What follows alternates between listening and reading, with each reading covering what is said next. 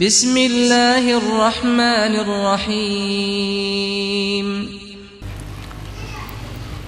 من يهده الله فلا مضل له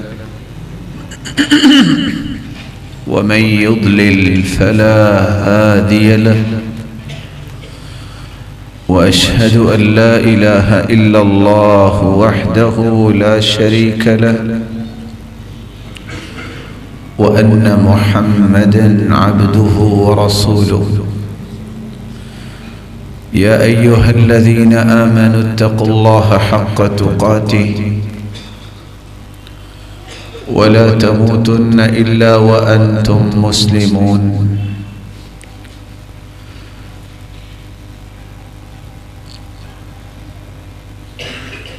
يا أيها الناس اتقوا ربكم الذي خلقكم من نفس واحدة وخلق منها زوجها وبث منهما رجالا كثيرا ونساء واتقوا الله الذي تساءلون به والأرحام إن الله كان عليكم رقيبا يا أيها الذين آمنوا اتقوا الله وقولوا قولا سديدا يصلح لكم أعمالكم ويغفر لكم ذنوبكم ومن يطع الله ورسوله فقد فاز فوزا عظيما أما بعد فأعوذ بالله من الشيطان الرجيم اقترب للناس حسابهم وهم في غفلة معرضون لائق صد تکریم سامعین مکرم، اللہ ذوالجلال ہم سب کے خالق و مالک اور رازق ہیں۔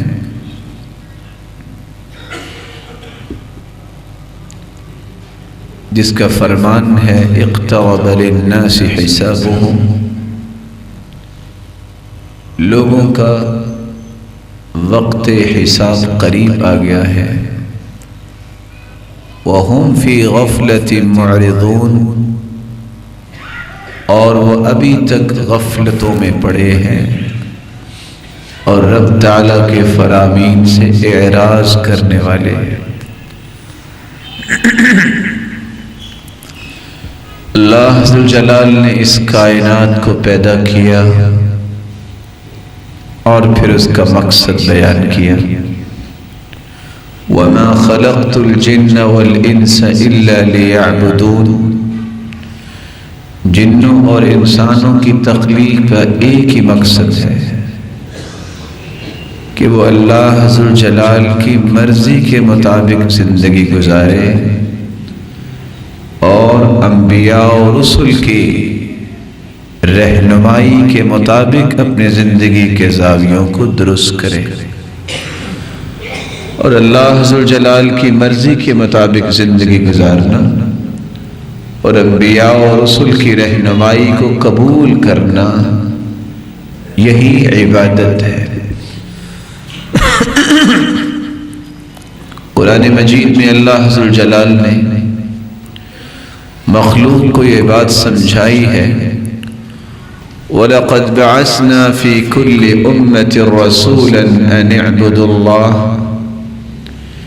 جتنے بھی انبیاء ہم نے مبعوث کیے ہیں، 1,24,000 پیغمبر، جن میں 315 رسول تھے اور بقیہ سب انبیاء تھے۔ نبی اس کو کہتے ہیں جو سابقہ شریعت کو ہی لے کے چلتا ہے، رسول اس کو کہتے ہیں جو سابقہ شریعت کے ساتھ کچھ نئے پیغامات بھی اللہ تعالیٰ کے دنیا کو پہنچاتا ہے۔ یہ 1,24,000 پیغمبر، جن میں 315 رسول بھیجے، ان سب کو ایک ہی مشترک دعوت پیش کرنے کا حکم دیا گیا، ان اعبدوا اللہ، تم سب نے عبادت صرف ایک اللہ کی کرنی ہے، اور اسی بات کو ہی معاشرے کے اندر سمجھانا ہے۔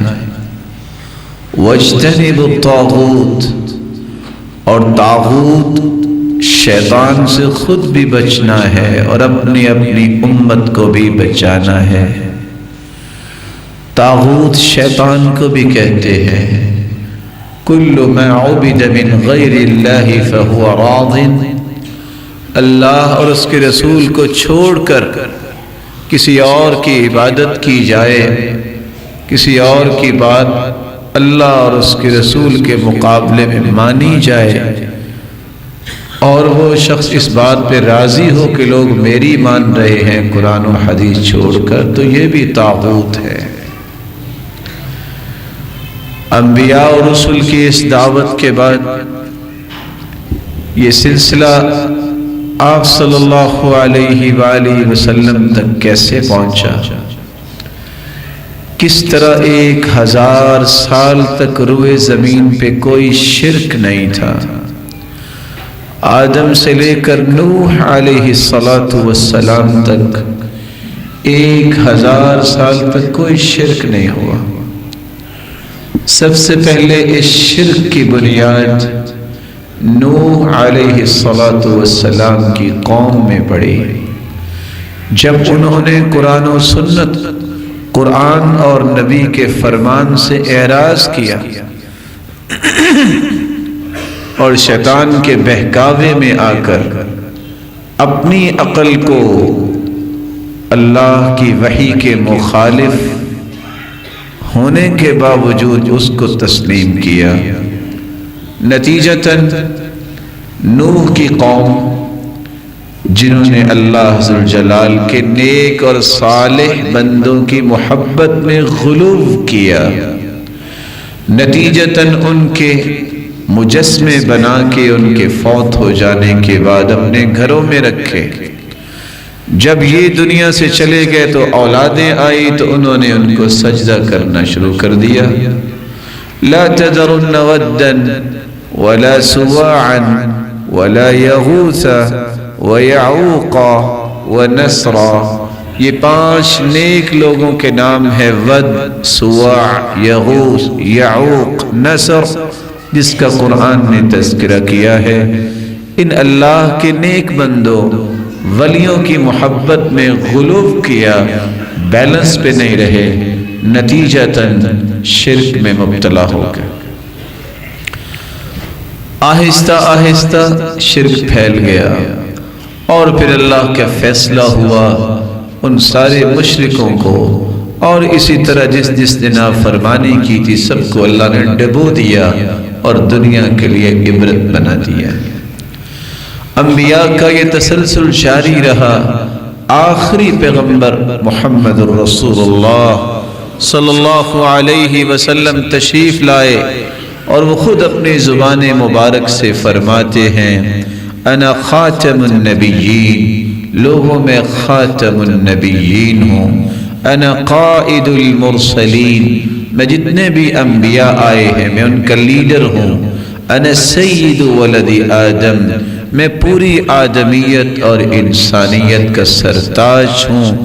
اور اللہ ذوالجلال کے پیغمبر نے فرمایا قیامت کے دن بھی جب لوگ اکٹھے ہو کے میرے پاس آئیں گے تو آ کے یہی کہیں گے انت رسول اللہ و خاتم الانبیاء، آپ تو اللہ کے رسول ہیں اور خاتم الانبیاء ہیں، آپ ہماری سفارش کیجئے۔ اور خود رسول اللہ صلی اللہ علیہ وسلم نے فرمایا انی عبد اللہ لخاتم النبیین، میں اللہ کا بندہ ہوں لیکن تمام انبیاء و رسل کا سرتاج ہوں۔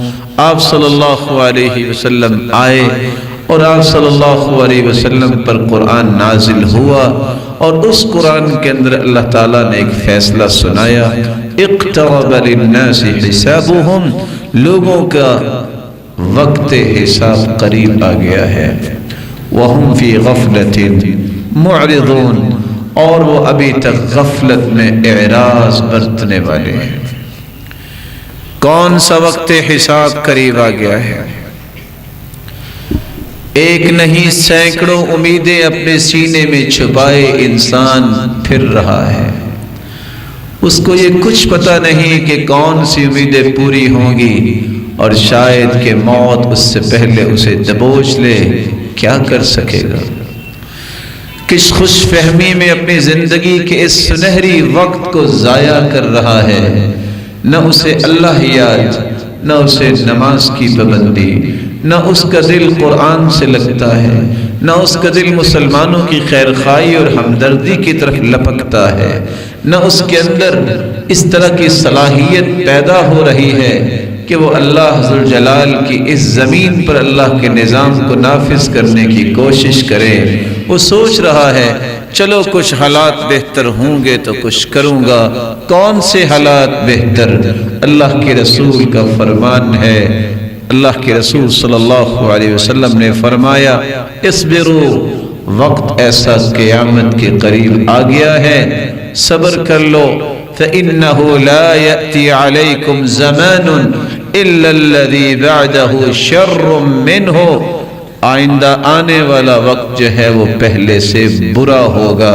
اور دوسری روایت میں آتا ہے لا يأتي عليكم يوم او زمان وفي روایت ما من عام، آئندہ آنے والا دن، آئندہ آنے والا سال، آئندہ آنے والا زمانہ، یہ پہلے دن، سال اور زمانے سے برے ہی آئیں گے، جیسا کہ سلسلہ صحیح اور صحیح بخاری کی روایت ہے۔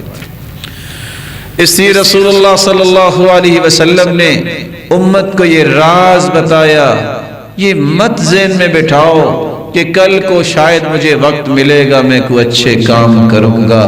ہو سکتا ہے تم کل تک زندہ ہی نہ رہو، اور ہو سکتا ہے زندہ رہو بھی تو پہلے سے ایام برے ہی آنے ہیں، برائیاں بڑھتی ہی جائیں گی۔ اس لیے نیکیاں کر لو جتنا تمہیں اللہ نے موقع دیا ہے۔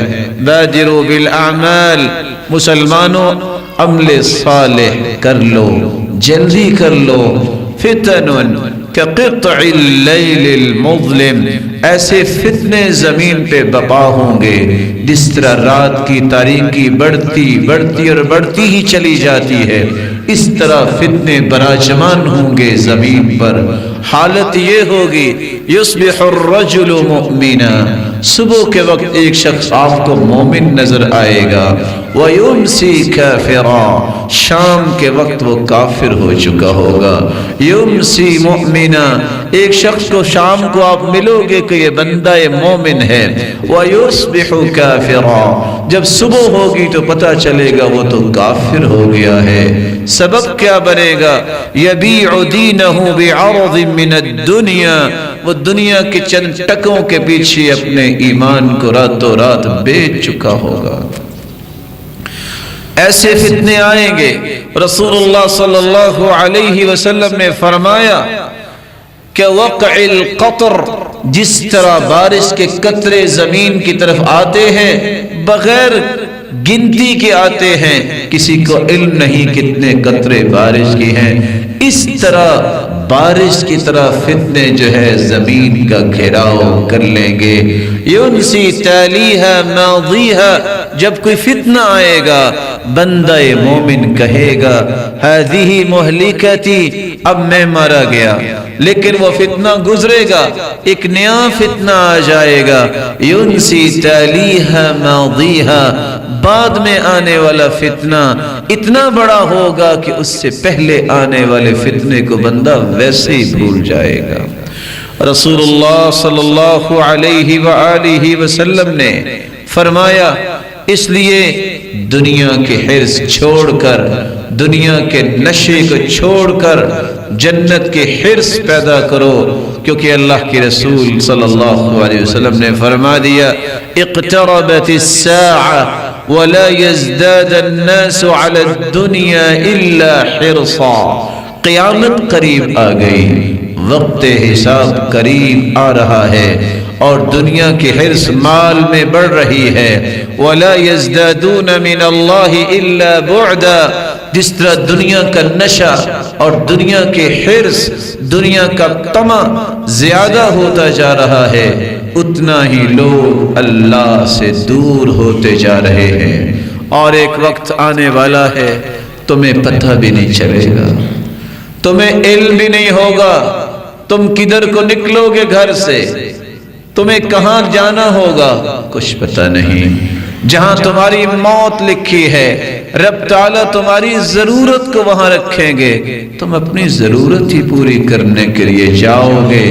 اللہ کے رسول صلی اللہ علیہ وسلم نے فرمایا، اللہ ذوالجلال کا یہ ایک قانون ہے، اذا اراد قبض روح عبد بارض، اللہ جس زمین پہ کسی اپنے بندے کی روح کو قبض کرنا چاہتے ہیں، جعل له فیہا او قال بها حاجہ، بندے کی وہاں ضرورت رکھتے ہیں.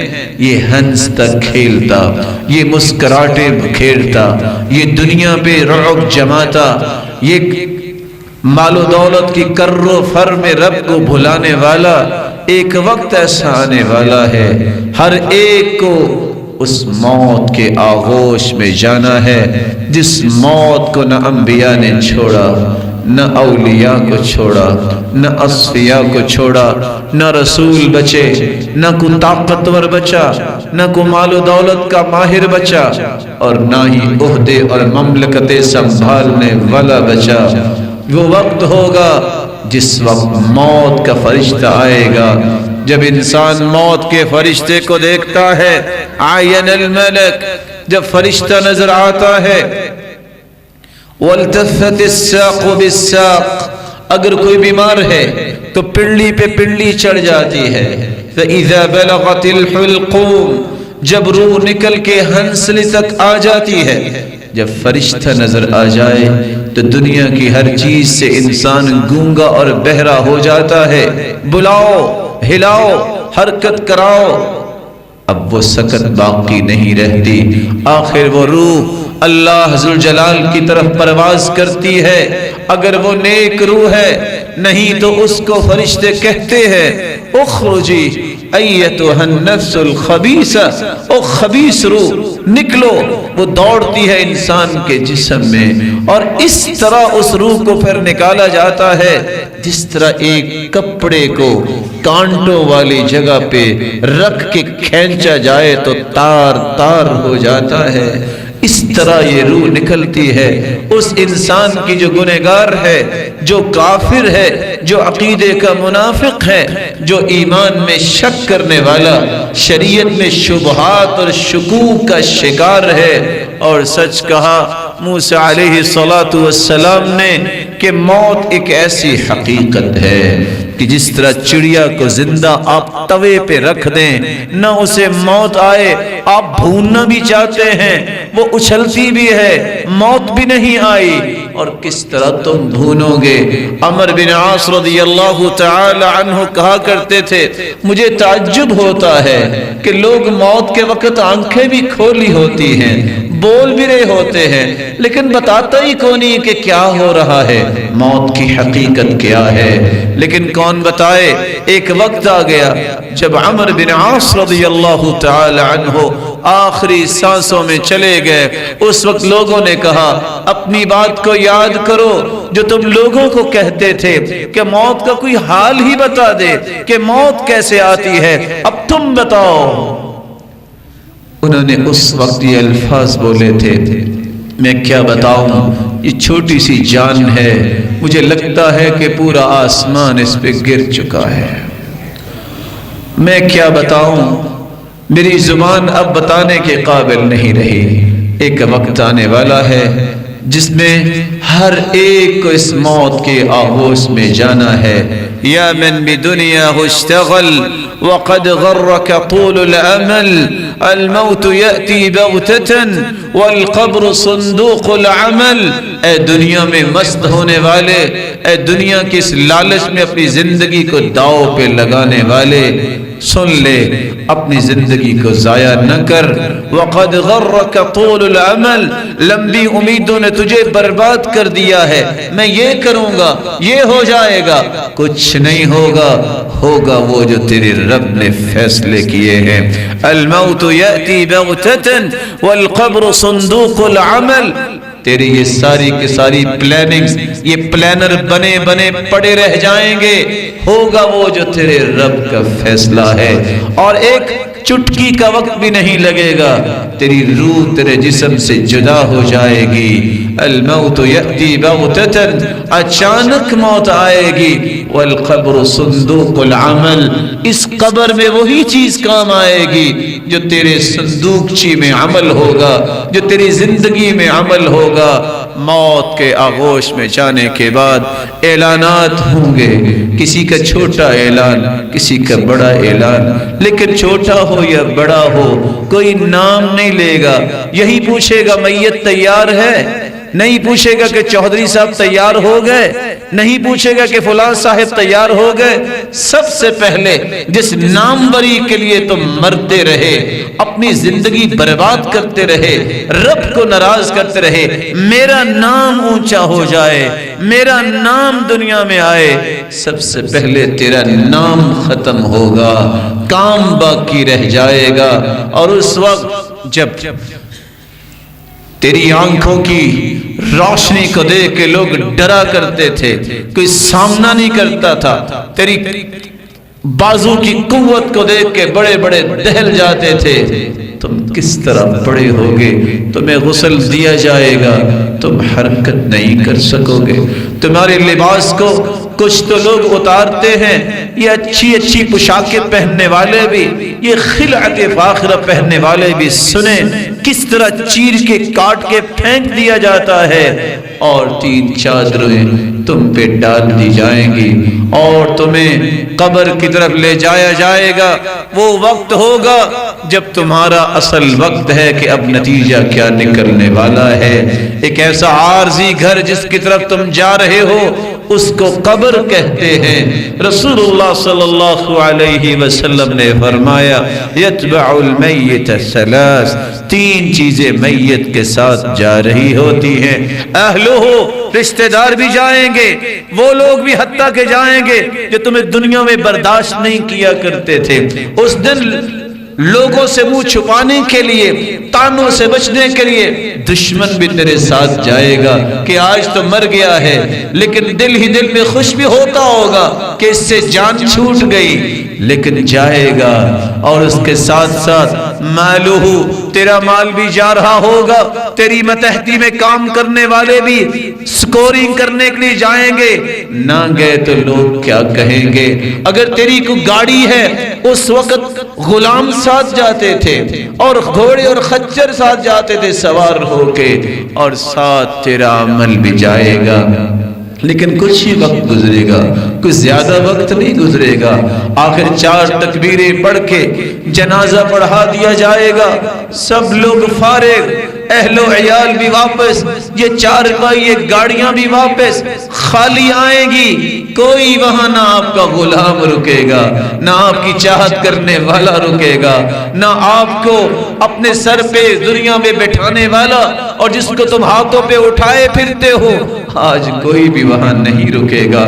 سب مٹی ڈالیں گے اور اپنے ہاتھوں کو جھاڑیں گے، بلکہ بار بار دیکھیں گے ہاتھ گندے تو نہیں ہو گئے، اپنے لباس کو جھاڑیں گے، واپس آ جائیں گے، تیرے ساتھ رہے گا تو تیرا وَيَبْقَى مَعَهُ وَاحِدٌ، تیرا عمل باقی رہے گا۔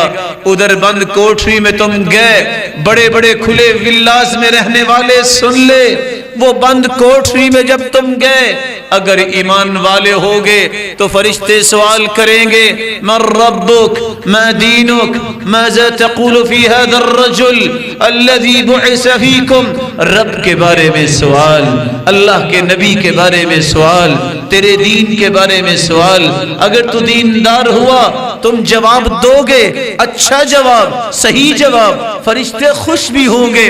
اور فرشتے جب آتے ہیں سوال کرنے کے لیے، بال ان کے بکھرے ہوتے ہیں اور اس طرح ان کی آنکھیں جو ہیں اللہ ذوالجلال نے نیلی بنائی ہیں، اور زمین کو اکھاڑتے ہوئے دہشت و وحشت پیدا کرتے ہوئے آتے ہیں، اور آتے ہی بٹھا لیتے ہیں چودھری کو بھی، غلام کو بھی، بچے کو بھی جو بالغ ہے، بوڑھے کو بھی، اور کڑیل جوان کو بھی۔ بتاؤ من ربک، تیرا رب کون ہے؟ اگر رب کو دنیا میں پہچانا ہوا، اس کے سامنے سجدہ کیا ہوا، اس کی بات مانی ہوئی، تو یہ زبان بول کے کہے گی ربی اللہ۔ نہ اس میں رٹا لگانے کی ضرورت، نہ اس میں سوچنا کہ میں ہر وقت یہ اپنے سامنے لکھ کے رکھ لوں۔ عمل ہوگا، توحید پہ کاربند ہوں گے، شرک سے بچا ہوگا، شرکیات سے پرہیز کیا ہوگا، صحیح جواب ہوگا۔ 3 سوالوں کے جواب دو گے مسلمانوں، آسمان سے آواز آئے گی ان صدق عبدی، میرے فرشتوں میرے بندے نے سچ بولا ہے، سچ بولا ہے اس نے۔ افرشوا لہ فراش الجنہ، اس کے چاہنے والے کہاں چلے گئے؟ اس کو مٹی پہ ہی لٹا کے چلے گئے۔ سنت بھی یہ ہے کہ قبر میں کوئی چیز نہ بچھائی جائے، اس کو مٹی پہ ہی لٹا کے چلے گئے۔ میرے فرشتوں نہیں، باقی کام پھر ہوگا۔ جنتی بچھونے فوراً اس کے نیچے بچھا دو۔ البسوہ لباس الجنہ، یہ تو بہت مہنگا کپڑا پہنتا تھا، اللہ نے اس کو دیا تھا، اور اللہ ذوالجلال کی نعمتوں کا اظہار کرتا تھا۔ نہیں، یہ 3 کپڑے جس میں سلائی بھی نہیں ہوئی، یہ چھوڑ کے چلے گئے۔ البسوہ لباس الجنہ، اس کو جنتی لباس پہنا دو۔ ابھی جنت تو نہیں آئی، لیکن وعدے یہاں سے ہی پورے شروع ہو جائیں گے، پورے ہونے شروع ہو جائیں گے۔ اللہ فرمائیں گے یہ بند کوٹری میں آ گیا، بڑے کھلے گھر میں تھا۔ فَيُفْتَحُ لَهُ قَبْرُ، اور اس کی قبر کو کھولا جائے گا۔ مُدَّ بَصَرِ، جہاں تک اس کی نظر جائے گی۔ رسول اللہ صلی اللہ علیہ وسلم نے فرمایا جہاں تک انسان کی نظر جاتی ہے، بندہ مومن کی قبر کو کھول دیا جاتا ہے۔ فَيَأْتِيهِ مِن رَوْحِهَا، جنت کی خوشبوئیں آنی شروع ہو جاتی ہیں۔ یہ تھا مومن کا حال۔ اور مومن جو ہے جب اس سے حساب لینے کی بات ہوتی ہے، وہ کہتے رک جاؤ، اس کو دکھایا جاتا ہے کہ سورج غروب ہونے والا ہے، کہتے رکو، میری عصر کی نماز رہتی ہے، میں نماز پڑھ لوں۔ لیکن کہے گا وہ جو نمازیں پڑھتا ہے، ایک وہ ہوگا جو کافر ہے، ایک وہ ہوگا جو عقیدے کا ہے، اور ایک وہ ہوگا جو شک کرنے والا، دین میں شبہات اور یقین نہ کرنے والا۔ جب اس سے سوال کیا جائے گا تو کہنے والا کہے گا فرشتہ من ربک، بتاؤ تیرا رب کون سا ہے؟ یہ قبروں پہ سجدے کرنے والا، یہ اللہ ذوالجلال کے مقابلے میں کسی اور کی عبادت کرنے والا، یہ کسی اور کے ساتھ اللہ ذوالجلال کی محبت جو اللہ ذوالجلال کے ساتھ کرنی ہے کسی اور سے کرنے والا، یہ کہے گا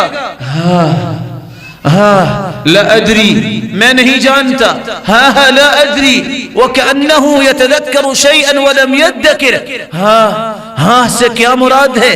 جو حدیث کے الفاظ ہیں۔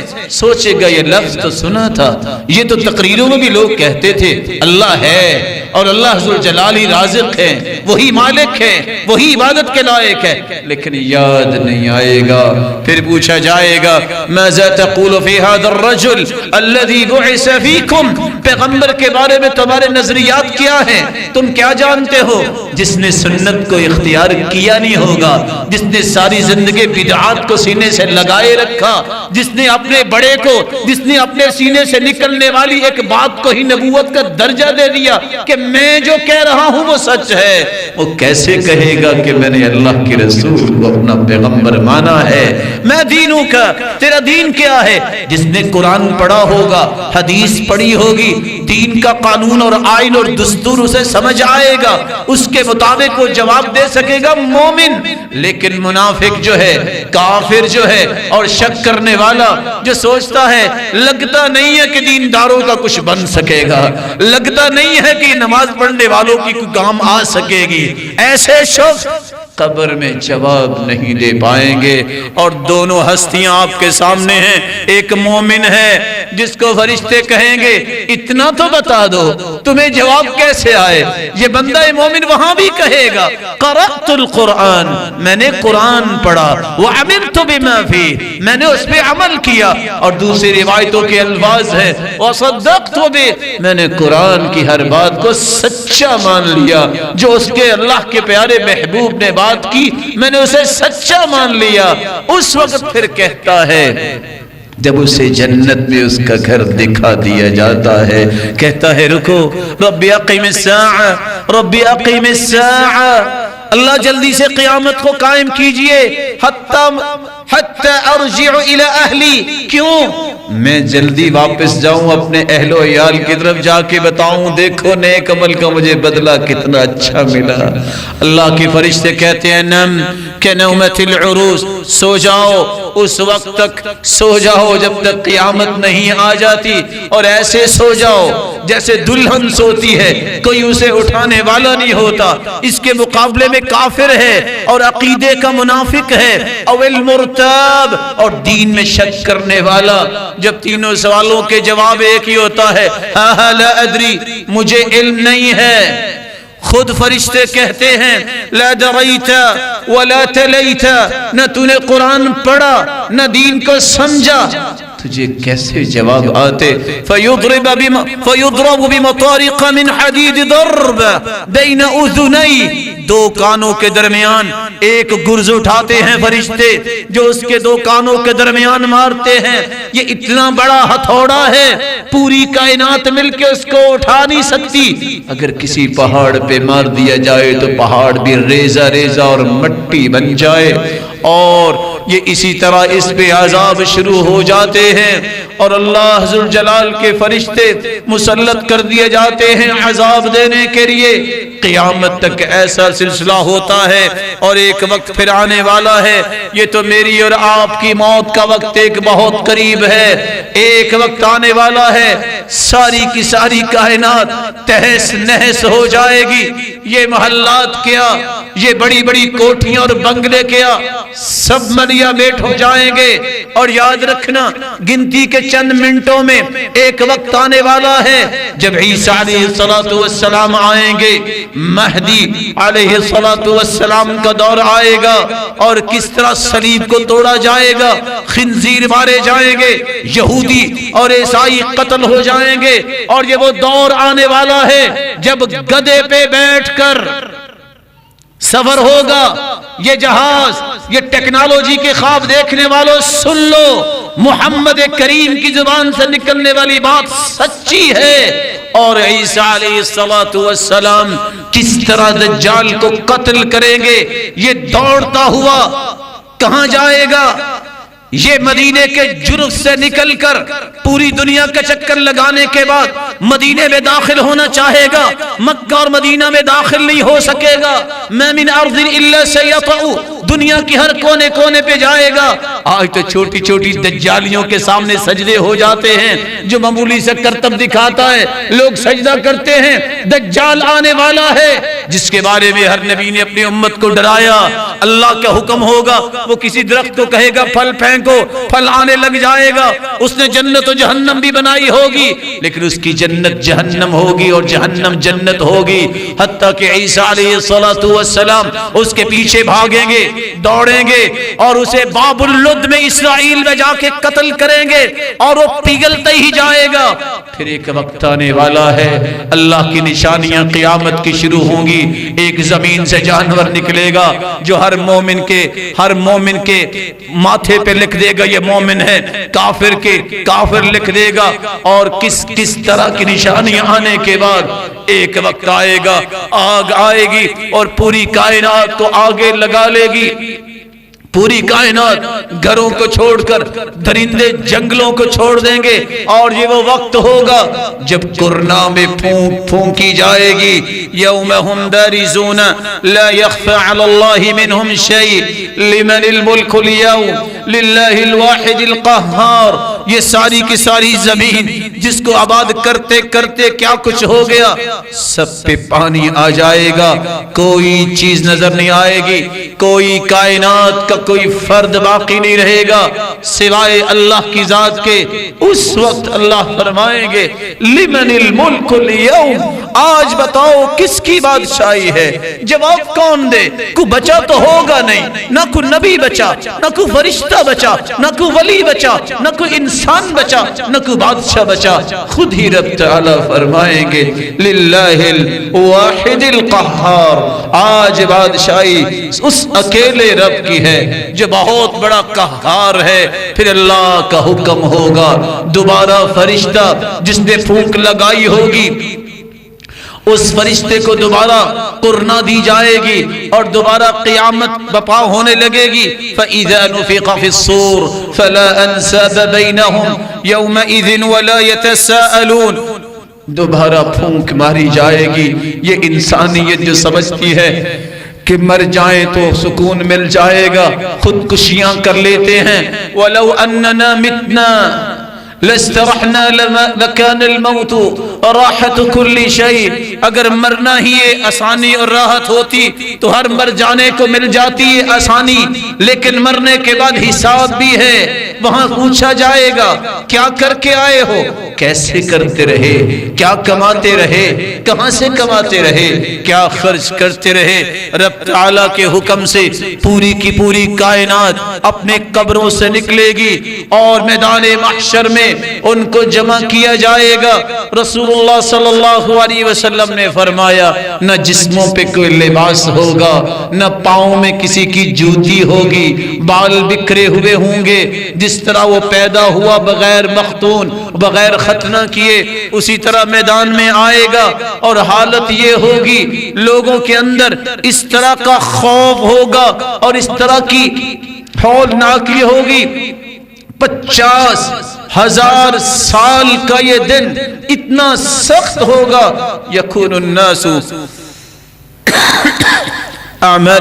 یکون الناس على قدر اعمالهم في العرق، اعمال کی بدولت انہیں پسینے میں ڈبکیاں لگانی ہوگی، کسی کا پسینہ اس کے ٹخنے تک، کسی کا پسینہ اس کے گھٹنے تک، کسی کا پسینہ الى حقوی اس کی کمر تک، کسی کا پسینہ اس کے منہ تک، اور کوئی 70 ہاتھ پسینے میں ڈبکیاں کھا رہا ہوگا۔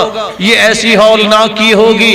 اللہ ذوالجلال قرآن میں فرماتے ہیں یوم یکون الناس کالفراش المبثوث، لوگ اس طرح گرے ہوں گے جیسے پتنگے گرے ہوتے ہیں، لوگوں کی حالت یہ ہوگی۔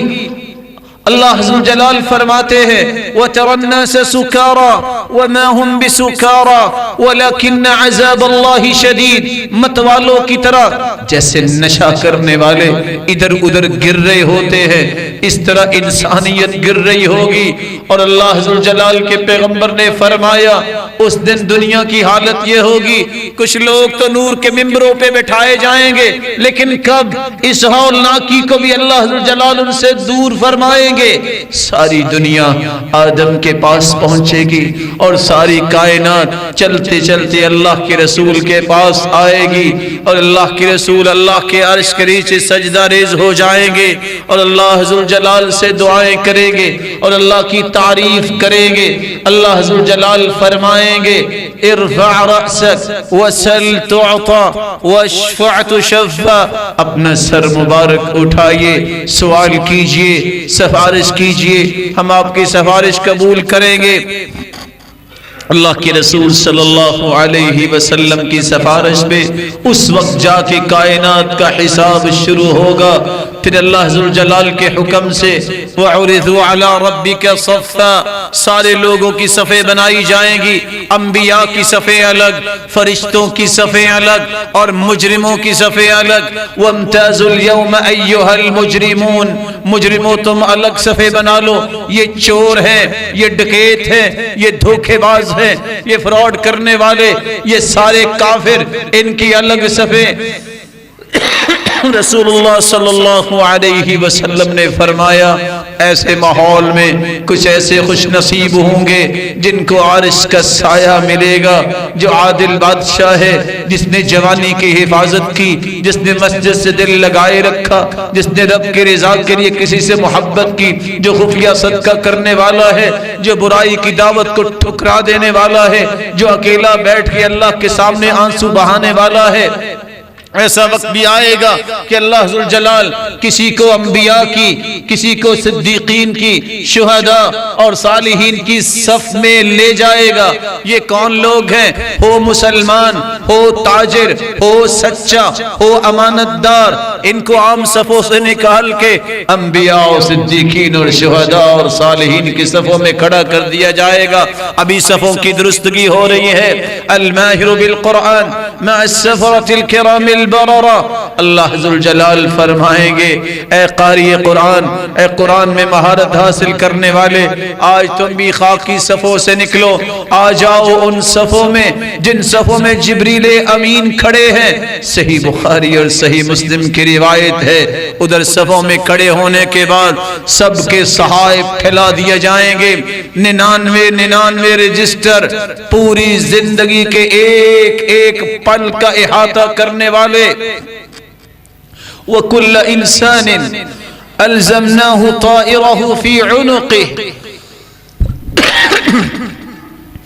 جس طرح ٹیگ آج بھی لگا دیا جاتا ہے، مرنے کے بعد میت کے کفن پہ بھی بعض جگہوں پہ ٹیگ لگایا جاتا ہے، بلکہ ہر شخص جہاں بھی کسی سسٹم کے تحت جاتا ہے اس نے وہ پہنا ہوتا ہے جس پہ اس کا نام اور اس کا پتہ بھی لکھا ہوتا ہے، اس کا عہدہ بھی لکھا ہوتا ہے، یہ ٹیگز تھما دیے جائیں گے۔ وَكُلَّ إِنسَانٍ أَلْزَمْنَاهُ طَائِرَهُ فِي عُنُقِهِ، اور اس کی گردن میں ہی وہ کارڈ ہوگا جس کے آگے سارے کے سارے زندگی کے معاملات کھلنے ہیں۔ يَوْمَئِذٍ تُعْرَضُونَ لَا تَخْفَى مِنْكُمْ خَافِيَةٌ، رب تعالیٰ کے سامنے پیش کیا جائے گا اور کوئی چیز مخفی نہیں رہ جائے گی، اور حالت یہ ہوگی ان ربکم یحاضر، ہر ایک کو اللہ کے سامنے پیش ہو کر حساب دینا ہے۔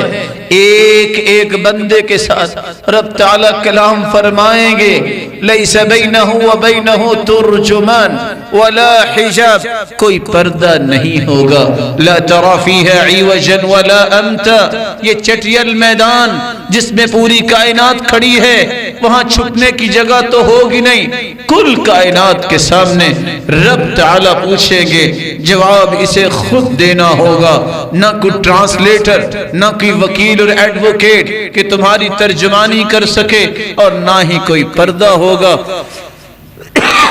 رسول اللہ صلی اللہ علیہ وسلم کا فرمان ہے، کھڑے کھڑے اللہ کا حکم ہوگا، کوئی بندہ یہاں سے قدم نہیں اٹھا سکتا۔ کیوں نہیں اٹھا سکتا؟ جب تک 5 سوالوں کا جواب نہیں دے گا۔ لا تزول قدم عبد حتى يسأل عن 5، جب تک 5 چیزوں کا جواب نہیں دو گے ایک قدم بھی آگے نہیں جا سکتے۔ وہ 5 چیزیں کون سی ہے؟ عن شبابه فيما ابلا، بتاؤ میرے بندے تم نے جوانی کہاں گزاری، وعن عمره فيما افنا، تجھے زندگی کی نعمت دی اسے کہاں خرچ کیا، وعن ماله من اين اكتسب، مال تیرے پاس کہاں سے آیا، وفيما انفق، اور مال تم نے خرچ کہاں کیا۔ اور اللہ کے رسول صلی اللہ علیہ وسلم کا فرمان ہے 5واں سوال یہ ہوگا، وَعَنْ عِلْمِهِ مَا عَمِلَ بِهِ، جتنی چیزیں تو دین کی جانتا تھا بتاؤ علم کے مطابق عمل کتنا کیا، اور اسی وقت ترازو لگا دیے جائیں گے، اتنا بڑا ترازو، وَنَضَعُ الْمَوَازِينَ الْقِسْطَ لِيَوْمِ الْقِيَامَةِ فَلَا تُظْلَمُ نَفْسٌ شَيْئًا، اور اس ترازو کو اللہ نے جو بیان کیا ہے، اللہ کی رسول کے صحابی بھی بیان کرتے ہیں، جبریل کو حکم ہوگا ترازو قائم کیا جائے. اتنا بڑا ترازو لو وضعت السماوات والارض ومن فيهن في كفة لوسعتهن.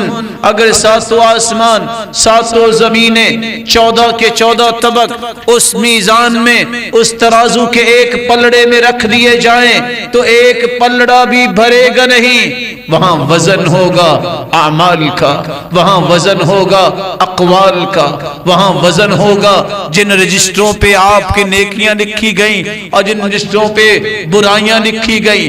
وہاں وزن ہوگا آپ کا بھی میرا بھی. اللہ کے رسول نے فرمایا ایک موٹا شخص لایا جائے گا. انه ليأتي الرجل العظيم السمين لا يزن عند الله جناح بعوضة. وہ دنیا میں چلتا تھا, لوگ راستہ چھوڑ دیتے تھے, بہت موٹا ہے, بڑا بھاری بھرکم ہے, اور دیکھتے ہی دیکھتے دہشت و وحشت میں لوگ چلے جاتے. یہ بہت بڑا انسان ہے. قیامت کو چونکہ بے عمل ہوگا تو قیامت کو وزن ہوگا تو اس کا وزن مچھر کے پر جتنا بھی نہیں نکلے گا. اللہ کے رسول نے فرمایا عبداللہ بن مسعود جب درخت پہ چڑھے مسواک اتارنے کے لیے تو صحابہ کرام مسکرانے لگ گئے. یہ باریک باریک پنڈلیوں والے صحابی جن کی پنڈلیاں کانپنے لگ گئی, ہوا آئی تو صحابہ مسکرائے. آپ نے فرمایا کیوں مسکرا رہے ہو؟ او من دقت ساقی, کیا اس لیے کہ اس کی باریک پنڈلیاں ہیں. والذی نفسی بیدی انہما اسقل فی المیزان من جبل احد. اللہ کی قسم قیامت کو جب اس کا وزن ہوگا تو یہ دو پنڈلیاں جو عبداللہ ابن مسعود کی ہیں یہ احد پہاڑ سے بھی وزنی ثابت ہوں گی. اس وقت وزن ہوگا جس کی نیکیاں زیادہ ہوں گی وہ نجات پائے گا, اور جس کی نیکیاں کم ہوں گی وہ نجات نہیں پائے گا. اس کے اور بھی سلسلے شروع ہو جائیں گے. یہ نیکیاں جس کی زیادہ ہوئیں یہ حوض کوثر کی طرف چل نکلے گا. اللہ کے رسول نے فرمایا جتنے آسمان کے ستارے ہیں اتنے اللہ ذوالجلال نے برتن حوض کوثر پہ رکھے ہوں گے. جو بھی آئے گا میں اسے پلاؤں گا, اور جو پی لے گا اس کو کبھی بھی پیاس نہیں لگے گی. رسول اللہ صلی اللہ علیہ وآلہ وسلم نے فرمایا اس کے بعد ہر شخص کا وزن ہوتے ہوتے ایک ایسے شخص کا بھی تذکرہ کیا جس کے پاس کوئی نیکی نہیں ہوگی اور برائیوں کا پلڑا بھاری ہے. حکم ہوگا اس کو جہنم کی طرف لے جایا جائے. اللہ ذوالجلال کے پیارے پیغمبر فرماتے ہیں آواز آئے گی جلدی نہ کرو, جلدی نہ کرو, ڈھونڈ کے لاؤ اگر اس کی کوئی نیکی ہے. ایک فرشتہ جائے گا اور ایک کارڈ لے کے آئے گا, ایک بطاقہ لے کے آئے گا. کون سا بطاقہ؟ جس پہ لا الہ الا اللہ یہ کلمہ توحید لکھا ہوگا. اللہ ذوالجلال کے فرشتے جب اس کو پلڑے میں ڈالیں گے یہ دیکھتا ہوگا اور کہے گا کیا بننا ہے اس کارڈ سے. آج بھی لوگ سمجھتے ہیں توحید نے کیا کام آنا ہے, ہمارے تو مسائل ہی بڑے ہیں, سارے اللہ تعالیٰ کیسے نعوذ باللہ حل کریں گے, ہمیں تو فلاں کے پاس بھی جانا ہوتا ہے, فلاں کے پاس بھی. جب اس کارڈ کو رکھا جائے گا فطاشت السجلات, وہ گناہوں کے پلڑے اٹھ جائیں گے, اور وہ پلڑا جس میں یہ کارڈ توحید کا ڈالا جائے گا وہ بھاری ہو جائے گا. رسول اللہ صلی اللہ علیہ وسلم نے فرمایا وہاں سے نجات پانے والے, وہاں سے آگے آنے والے پل صراط پہ آئیں گے. ثم یؤتی بالجسر فیجعل بین ظہران جہنم, جہنم کے اوپر ہی اس پل کو رکھا جائے گا. اور یہ پل کیسی ہوگی؟ مدحضۃ مزلۃ علی خطاطیف وکلالیب وحسکہ مفلططہ لها شوک عقیفہ تکون بنجد یقال لها السعدان. ایک ایسی پل جو تلوار سے بھی تیز ہوگی اور بال سے بھی باریک ہوگی. کون گزرے گا؟ کافر تو پاؤں رکھتے ہی جہنم کا ایندھن بن جائے گا. مرتاب دین میں شک کرنے والا تو اسی وقت گر جائے گا۔ بچے گا کون؟ مومن بچے گا۔ بچے گا کون؟ جس نے ایمان کو قبول کیا اور گناہ بھی اگر ہو گیا، اس سے کمی کوتاہی بھی ہو گئی۔ اگر غیبت سننے کرنے والا ہے، کلیلیم وہاں کنڈیاں لگی ہوں گی، آنکھوں سے اس نے غلط دیکھا، یہ آنکھوں کو نکال لینے والی، یہ کانوں کو اچک لینے والی، یہ اسی طرح گرتا اور اسی طرح کھڑا ہوتا بھی گزرے گا۔ لیکن کچھ ایسے بھی ہوں گے جس کے بارے میں حدیث کہتی ہے کل ریح، کچھ لوگوں کو اللہ ہوا کی طرح گزار دیں گے، کل برق، کسی کو اللہ جس طرح بجلی کڑکتی ہے بجلی کی طرح گزار دیں گے، کاجاوید الخیل، کچھ ایسے لوگ تیزی سے گزریں گے جس طرح گھڑ سوار ایک دڑکی کے لیے تیار کیے ہوئے گھوڑے پہ بیٹھ کے گزرتا ہے۔ اس وقت انبیاء کی زبان پہ بھی ایک ہی لفظ ہوگا، یا ربی سلم سلم، اللہ آج ہمیں بچانا، اللہ آج ہمیں سلامتی عطا کرنا۔ میں من ملک مقرب ولا نبی، کوئی بھی نبی کوئی بھی فرشتہ ایسا نہیں ہوگا، سب کے سب اس وقت پریشانی کے عالم میں ہوں گے ابتدا میں، لیکن اللہ اپنے نبیوں کو کبھی بھی پریشان نہیں ہونے دیتا، سب کو اللہ جلال بلند مقام پہ پہنچائیں گے۔ رسول اللہ صلی اللہ علیہ وآلہ وسلم نے فرمایا کچھ لوگ نیکیاں کرنے والے لیکن ان کے گناہ بہت زیادہ ہوں گے، صرف شرک نہیں انہوں نے کیا ہوگا، وہ بھی جہنم میں اس وقت گر جائیں گے اور حالت یہ ہوگی حتی صاروا حمما، کوئلہ بن جائیں گے۔ بعد میں ان کا بھی فیصلہ ہوگا، اگر انہوں نے توحید کو قبول کیا تو رب تعالیٰ ان کے لیے بھی معافی تلافی کا ایک دور بنائیں گے۔ رسول اللہ صلی اللہ علیہ وآلہ وسلم نے فرمایا اس کے بعد انسان کو جنت میں داخل کیا جائے گا، اور جنتی جب جنت میں جائیں گے اس وقت 33 سال کی عمر ہوگی، خواہ کوئی بڑھاپے میں فوت ہوا کوئی جوانی میں فوت ہوا، اور ان کے چہرے اس وقت 14ویں رات کے چاند کی طرح چمک رہے ہوں گے۔ کچھ ایسے ہوں گے جو بغیر حساب و کتاب کے جنت میں جائیں گے، جو 4 ارب 90 کروڑ لوگ ہیں۔ کچھ ایسے ہوں گے جن کو رب تعالیٰ 3 مرتبہ چلو بھر کے جنت میں رکھ دیں گے۔ کچھ ایسے ہوں گے جن کو بغیر حساب کے جہنم میں کافروں کو پھینکا جائے گا۔ اللہ ذوالجلال کے یہ فیصلے آنے والے ہیں۔ یہ سب باتیں احادیث کی روشنی میں آپ نے سنی، آج وہ وقت یاد کرنا چاہیے، بہت لمبا ابھی وقت ہے جس سے تمہیں آگے نکلنا ہے، اس لیے اس معمولی سی زندگی کو مت دیکھیے، دیکھیے اس کے بعد کیا ہونے والا ہے۔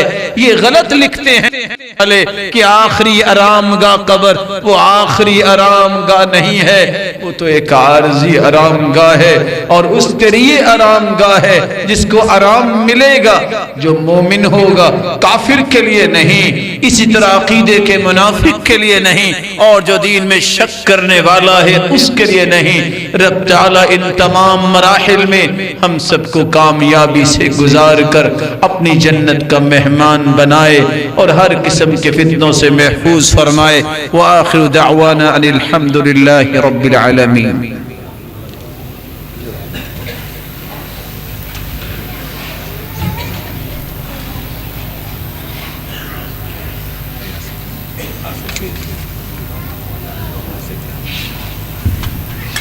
الحمد لله على إحسانه والشكر له على توفيقه وامتنانه، أما بعد،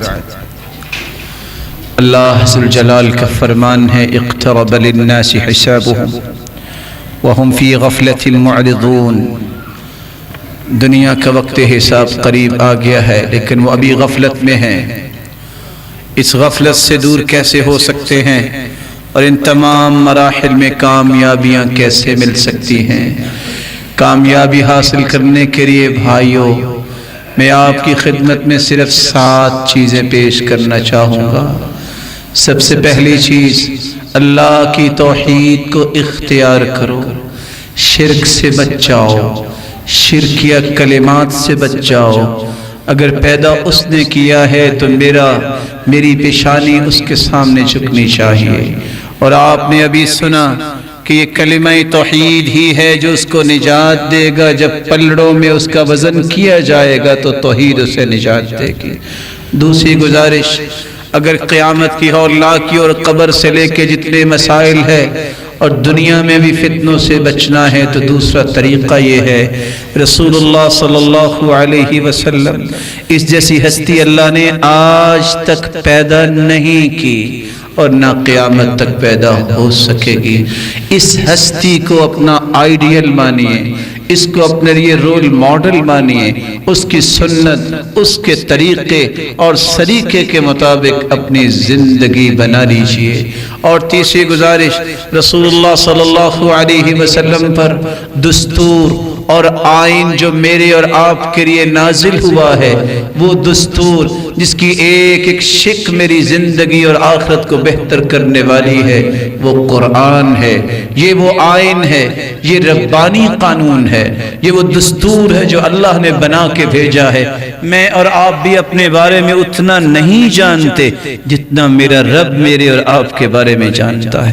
جو اس نے قانون بنایا، جو اس نے دستور نازل کیا، اس دستور کو پڑھیے، اس کی ایک ایک شک پہ غور کیجئے کہ وہ دستور ہم سے مطالبہ کیا کرتا ہے۔ چوتھی بات، رسول اللہ صلی اللہ علیہ وآلہ وسلم نے مومنوں کو اچھا اخلاق دیا ہے۔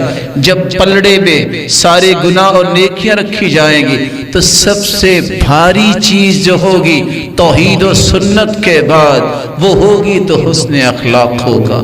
معاشرے کے اندر محبت کو عام کیجئے، احترام کی فضا پیدا کیجئے، حسن اخلاق اپنے اندر پیدا کیجئے۔ اور چوتھی بات، رسول اللہ صلی اللہ علیہ وآلہ وسلم نے فرمایا، دنیا والوں جو مدد اللہ نرمی پہ کرتے ہیں وہ سختی پہ نہیں کرتے، جو اللہ عطائیں نرمی پہ کرتے ہیں وہ سختی پہ نہیں کرتے۔ معاشرے کے اندر شدت، تشدد، اس طرح کی چیزوں سے باز آ جاؤ۔ فسادات، جھگڑے اور اس طرح کی لڑائیاں یہ مومنوں کو پسندیدہ نہیں ہونی چاہیے۔ برداشت کرنا، ٹالریٹ کرنا، یہ اپنے اندر برداشت پیدا کرو، اس سے ہی کل قیامت کو نیکیوں کے پلڑے بھاری ہوں گے۔ پانچویں بات، رسول اللہ صلی اللہ علیہ وسلم نے آداب سکھائے ہیں، اٹھنے بیٹھنے کے آداب، کسی کو ملنے کے آداب، اور رات کو سونے کھانا کھانے اور مجلس میں بیٹھنے، ہر قسم کے آداب رسول اللہ صلی اللہ علیہ وسلم نے بتائے ہیں۔ قومیں بلند ہوتی ہیں تو آداب کی وجہ سے۔ اپنے اندر تہذیب پیدا کیجئے، متانت و سنجیدگی اپنے اندر پیدا کیجئے، اور اپنے اندر انہدام اور اس طرح کی گفتگو کے کردار اور گفتار کی اس طرح کے غازی بنیے کہ آپ کی ہر بات نیکی لکھی جائے اور آپ کا ہر عمل آپ کے درجات کی بلندی کا باعث ہو۔ چھٹی بات، رسول اللہ صلی اللہ علیہ وآلہ وسلم نے فرمایا، معاشرے کے ساتھ خیر خواہی میں سب سے پہلا نمبر والدین کا ہے، پھر اپنی بیوی بچوں کا خیال کرو، پھر اپنے رشتہ داروں کا خیال کرو، پھر اپنے پڑوسیوں کا بھی خیال کرو، پھر معاشرے کے ندار اور فقراء کا بھی خیال کرو۔ یہ وہ رویے ہیں جس سے قیامت کے دن آپ کے نام اعمال میں بھاری برکم نیکیاں آئیں گی جو آپ کی نجات کے لیے کافی ہو جائیں گی۔ آپ سوچ سکتے ہیں، الساعی علی الارمل والمسکین کالمجاہد فی سبیل اللہ وکالقائم الذی لا یفتر وکالصائم الذی لا یفتر۔ جو شخص صرف کوشش کرتا ہے کسی مسلمان کی خیر خواہی کے لیے، کوشش خرچ کرنا اور بات ہے، یہ تو بلند درجے کی بات ہے۔ کوشش کرنے والا اس کو ثواب اتنا ملتا ہے جتنا کافر کے ساتھ کوئی جہاد کر رہا ہے، جتنا ساری زندگی تہجد پڑھنے والے کو ملتا ہے، جتنا ساری زندگی روزہ رکھنے والے کو ملتا ہے۔ ساتویں بات، اللہ کی نعمتوں کی قدر کرو۔ یہ نعمت اسلام ہے، یہ نعمت قرآن ہے، اور یہ نعمت اللہ کے رسول صلی اللہ علیہ وسلم کی حیثیت سے ہے۔ ان نعمتوں کی قدر کرو، ان نعمتوں میں اس وطن عزیز کی بھی قدر کرو، اس کو ہرا بھرا رکھنے کے لیے، پرامن رکھنے کے لیے، اور اس میں اسلام کے نظام کو عام کرنے کے لیے جب تک آپ کوشش نہیں کرتے اپنے دائرے میں رہ کر زندگی میں کبھی قانون کو ہاتھ میں نہ لیں، کیونکہ یہ میرا اور آپ کا دائرہ نہیں۔ علم والوں کا دائرہ ہے بیان کرنا، قانون والوں کا ادارہ ہے قانون نافذ کرنا، عوام کا ادارہ اپنا ایک دائرہ ہے کہ وہ صرف نشاندہی کرے، یہ غلطی ہوئی ہے، اس کی اصلاح ہو، کبھی بھی اپنے دائرے سے نہ نکلے۔ رسول اکرم صلی اللہ علیہ وسلم کے صحابی نے اس لیے فرمایا تھا، اور یہ بات بھی سمجھنے والی ہے۔ ابو درداء کہا کرتے تھے جو شخص اپنے دائرے سے نکل کے گالیاں دینا شروع کر دیتا ہے، کس کے بارے میں؟ ولی الامر کے بارے میں، ظالم بادشاہی کیوں نہ ہو، جو گالیوں پہ آ جاتا ہے، جو اس طرح کی حرکتوں پہ آ جاتا ہے، اسی دن اس کی منافقت شروع ہو جاتی ہے۔ رسول اللہ صلی اللہ علیہ وسلم کے صحابہ عبداللہ ابن عمر، حجاج اس وقت ظلم بھی کرتا تھا لیکن اس کے پیچھے ہی نماز پڑھتے تھے۔ حق گوئی کرنا الگ بات ہے، لیکن معاشرے کو فساد کی طرف لے جانا یہ الگ بات ہے۔ مومن فساد کو پسند نہیں کرتا، مومن امن سے ہے، ایمان امن سے ہے، اسلام سلامتی سے ہے۔ جس کے سینے میں اسلام ہے، جس کے سینے میں ایمان ہے، کبھی سلامتی سے دور نہیں ہوتا، کبھی امن سے دور نہیں ہوتا۔ رب تعالیٰ آپ سب کو راحت و رحمت اور عزت والی زندگی عطا فرمائے، اور قیامت کے دن کی ہولناکیوں کے لیے تیاری کی توفیق عطا فرمائے۔ مولا کریم جو دنیا سے جا چکے ان کو کروڑہ رحمتوں سے نواز دے۔ الہ العالمین جو زندہ ہیں ان کو اپنی رحمت کے سائے تلے زندہ رکھ، جس طرح تیرے گھر میں جمع ہیں اے اللہ سب کو جنت الفردوس میں جمع فرما۔ مولا کریم اپنے محبوب کے رفاقت نصیب فرما اور اپنے دیدار کا مستحق بنا۔ وآخر دعوانا الحمد للہ رب العالمین۔